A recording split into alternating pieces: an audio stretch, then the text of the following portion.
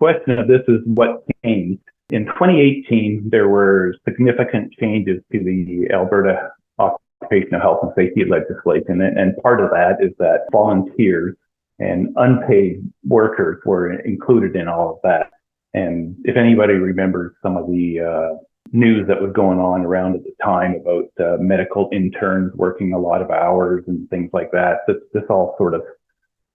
came out in the Act under Part 1 obligations.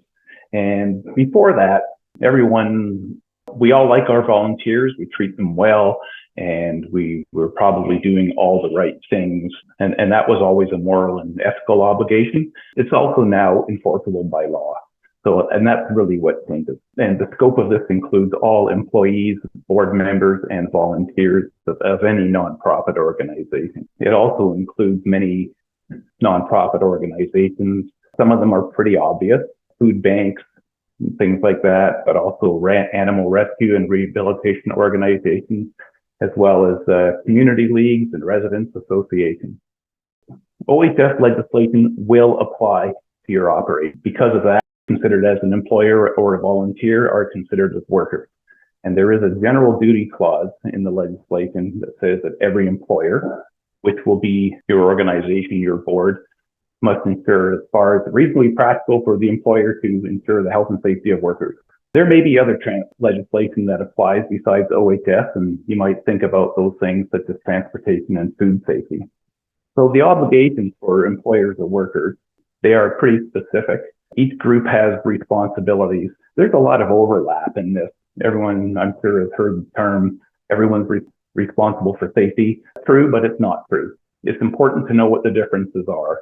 And this is all outlined in the OHS Act Part 1 and also in separate booklets that are provided by Alberta OHS. There's certain things that may be required depending on the size of your organization. Some of you may be aware that there's health and safety committees now at employer work sites, and also probably you're aware that employers have health and safety programs.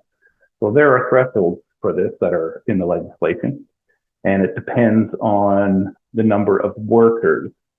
One of the things about health and safety is that employees must be trained and deemed competent to do their work. This isn't complicated or expensive. If you're lifting boxes and putting them on shelves and they're light, then it's probably 5 minutes of a new volunteer telling them how to do it is all that's needed. If you're doing something a little bit more, like operating equipment, if you have a forklift, whatever reason, or you're operating power tools, if you're organizing a community cleanup alongside of a road, a little bit more involved. You need to instruct people to stay off the road, wear high visibility clothing, those sorts of things. It doesn't have to be expensive. It doesn't have to be complicated. It doesn't have to generate reams of paper. There is some training that may be required. First aid, there's a threshold for first aid that you have for a number of volunteers working at a time. First aid is the only one that must be done by an approved agency that you may have to be paid for. For all organizations, there are some sections of the OHS code that will likely apply to you. Some of them absolutely will, and there's a list of them there.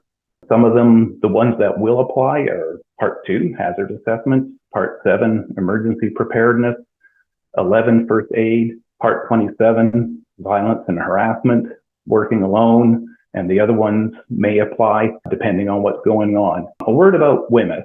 Anytime you bring household cleaners, or even if you think you're buying household cleaners or any cleaners to clean up, once they come into the workplace, you buy them at the grocery store or wherever it is, you bring them into the workplace, they are covered under WMIS legislation. So anything besides just plain soap and water, you should be aware that WMIS will probably apply to what you're doing. I mentioned that there is health and safety programs. One thing about health and safety programs is that they can become very cluttered. So I'm just sort of warning people that if you have clutter in there, it becomes meaningless. You have policies and procedures, instructions for workers that don't apply to what you're doing. They just sort of diminish the effectiveness of your program. So if anybody gets into this and they copy and paste someone else's health and safety program because they feel you have to have one, just cautionary note, make sure it's specific to your organization and doesn't include things that don't apply.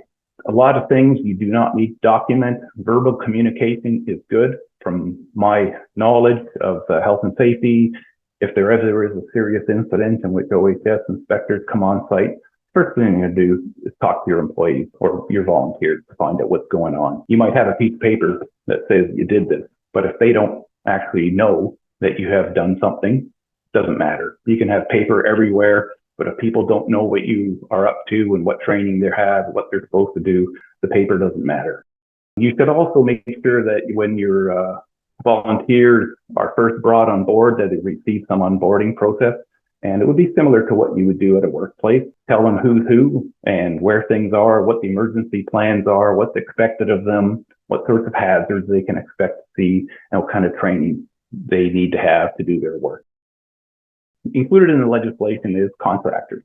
So if you bring contractors into your nonprofit organization, and I'm thinking of food banks, charity gift stores, something like that, and a contractor can be somebody who's going to repair a plumbing leak. You also have a responsibility to provide a safe workplace for them. They come in there, if you tell them, tell them where the hazards are and let them know you've done your diligence. I know that for some people, this may be a little bit overwhelming. You're finding out that there's a whole lot that you have to do. This is right, but Alberta OHS has a huge catalog of free resources.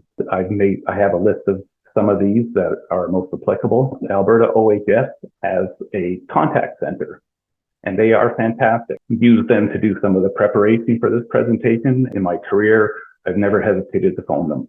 They're very helpful. And on top of that, there are other people like me who are Canadian registered safety professionals who will volunteer for free to help you. And you can probably find out who they are.